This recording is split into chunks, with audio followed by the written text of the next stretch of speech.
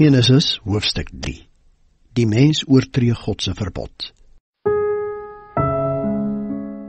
Die slang was listiger as al die diere wat die Here God gemaak het.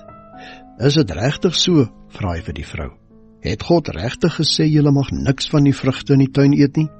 Natuurlik mag ons van die vrugte eet, sê die vrou. Dis net van die vrugte van die boom in die middel van die tuin wat ons nie mag eet nie, of selfs nie aanraak nie, anders sal ons sterwe. Julle sal nie sterf nie, sê die slang. God weet dat julle oë sal oopgaan wanneer julle daarvan eet. Julle sal dan net soos God wees en weet van goed en kwaad. Dit het die vrou oortuig.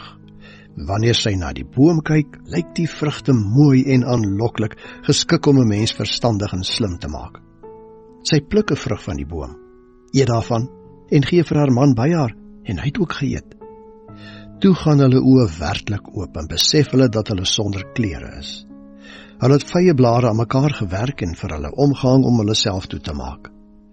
Teen die aand hoor hulle hoe die Here God in die tuin loop. Hulle kruip toe weg tussen die bome. Die Here God het toe na die mens geroep, "Waar is jy?" Hy antwoord, "Ek het u hoor aankom in die tuin en gaan wegkruip. Ek was bang omdat ek sonder klere is." "Wie het vir jou gesê dat jy sonder klere is?" vra die Here God. "Het jy dan van die boom geëet wat ek jou beveel het om nie te eet nie?" "Ja," erken die mens. "Dit was die vrou wat u aan my gegee het, wat die vrugte vir my aangebied het, en toe het ek daarvan geëet." Daarop vra die Here God vir die vrou, "Hoe kon jy so 'n ding doen?" "Die slang het my bedrieg," antwoord sy, "dis hoekom ek geëet het." Toe sê die Here God vir die slang, "Omdat jy dit gedoen het, is jy vervloek onder al die diere op die aarde.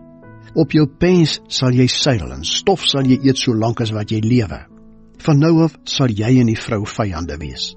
Dit geld ook vir jou nageslag en haar nageslag. Haar nageslag sal jou kop inslaan en jy sal hom noodlottig aan die hakskeen byt." Vir die vrou sê hy, "Ek sal jou swangerskap moeilik maak. Met pyn en lyding sal jy kinders in die wêreld bring. Jou begeerte sal na jou man wees, maar hy sal oor jou heers." Vir die mens sê hy, "Jy het jou deur jou vrou laat ompraat en van die vrugte geëet wat ek jou verbied het om te doen. Daarom vervloek ek die grond. Jou hele lewe lank sal jy met swaar kry sukkel om 'n bestaan daaruit te maak.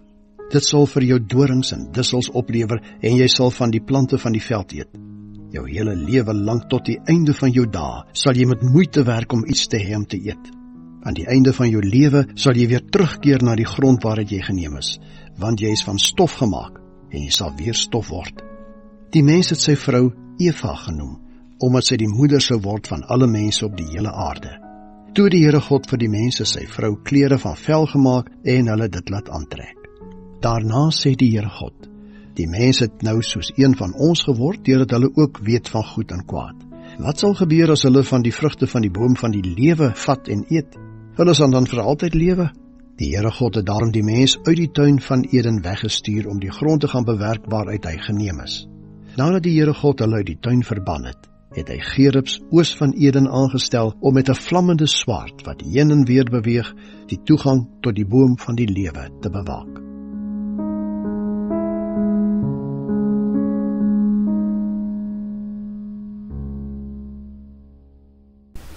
Tot sover.